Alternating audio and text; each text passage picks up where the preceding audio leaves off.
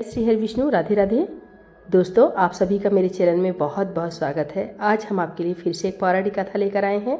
तो दोस्तों, कथा पूरी सुनिएगा और अच्छी लगे तो प्लीज़ लाइक, चैनल को सब्सक्राइब जरूर कीजिएगा।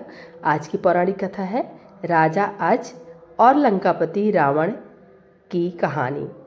महाराज दशरथ का जन्म एक बहुत ही अद्भुत घटना है। पौराणिक धर्म ग्रंथों के आधार पर बताया जाता है कि एक बार राजा अज दोपहर की वंदना कर रहे थे।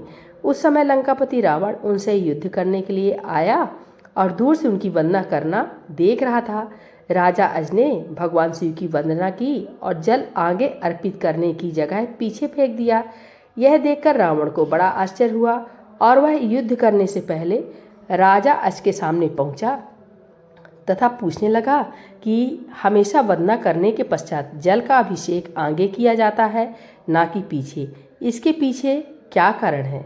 राजा ने कहा, जब मैं आंखें बंद करके ध्यान मुद्रा में भगवान शिव की अर्चना कर रहा था, तभी मुझे यहाँ से 1 योजन दूर जंगल में एक गाय घास चरती हुई दिखी और मैंने देखा कि एक सिंह उस पर आक्रमण करने वाला है। तभी मैंने गाय की रक्षा के लिए जल का अभिषेक पीछे की तरफ किया। रावण को यह बात सुनकर बड़ा ही आश्चर्य हुआ। रावण 1 योजन दूर वहां गया और उसने देखा कि एक गाय हरी घास चर रही है, जबकि शेर के पेट में कई बाण लगे हैं। अब रावण को विश्वास हो गया कि जिस महापुरुष के जल से ही बाण बन जाते हैं और बिना किसी लक्ष्य साधन के लक्ष्य भेदन हो जाता है, ऐसे वीर पुरुष को जीतना बड़ा ही असंभव है और वह उनसे बिना युद्ध किए ही लंका लौट जाता है।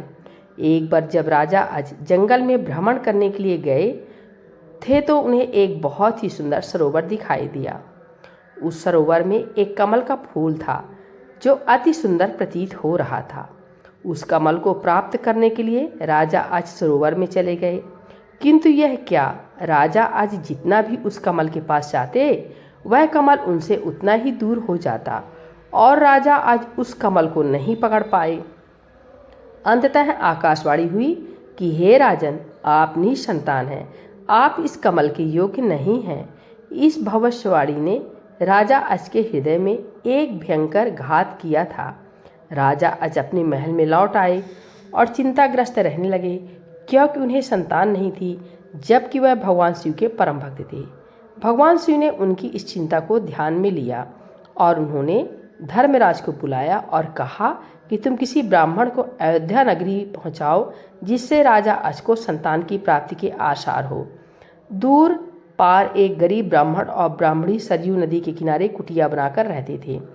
एक दिन वे ब्राह्मण राजा अज के दरबार में गए और उनसे अपनी दुर्दशा का जिक्र कर भिक्षा मांगने लगे। राजा अज ने अपने खजाने में से उन्हें सोने की असरफियाँ देनी चाहिए, लेकिन ब्राह्मण नहीं कहते हुए मना कर दिया कि यह प्रजा का है, आप अपने पास जो है उसे दीजिए। तब राजा अज ने अपने गले का हार उतारा और ब्राह्मण को देने लगे, किंतु ब्राह्मण ने मना कर दिया कि यह भी प्रजा की ही संपत्ति है। इस प्रकार राजा अज को बड़ा दुख हुआ कि आज एक गरीब ब्राह्मण उनके दरबार से खाली हाथ जा रहा है। तब राजा अज शाम को एक मजदूर का वेश बनाते हैं और नगर में किसी काम के लिए निकल जाते हैं। चलते चलते वह एक लोहार के यहाँ पहुँचते हैं और अपना परिचय बिना बताए ही वहाँ विनय कर काम करने लग जाते हैं। पूरी रात को हथौड़े से लोहे का काम करते हैं, जिसके बदले में उन्हें सुबह 1 टका मिलता है। राजा 1 टका लेकर ब्राह्मण के घर पहुँचते हैं, लेकिन वहाँ ब्राह्मण नहीं था।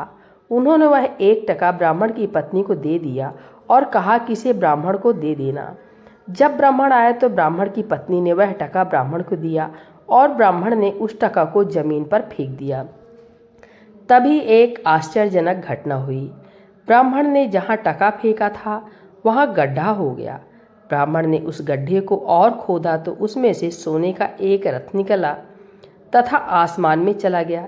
इसके पश्चात ब्राह्मण ने और खोदा तो दूसरा सोने का रथ निकला और आसमान की तरफ चला गया। इसी प्रकार से 9 सोने के रथ निकले और आसमान की तरफ चले गए, और जब 10वां रथ निकला तो उस पर एक बालक था और वह रथ जमीन पर आकर ठहर गया।